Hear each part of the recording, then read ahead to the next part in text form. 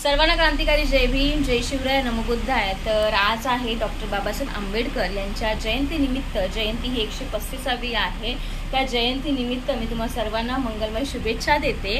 आणि प्रत्येक कार्यक्रम हा प्रत्येक चौकामध्ये डॉक्टर बाबासाहेब आंबेडकर यांचे भव्य दिव्य असे बॅनर्स आहेत आणि काही ना काही तर त्या बॅनर्सवरती ना संदेश दिलेला आहे। जसं आम्ही देखील बॅनर्स ओपनिंग केलेला आहे।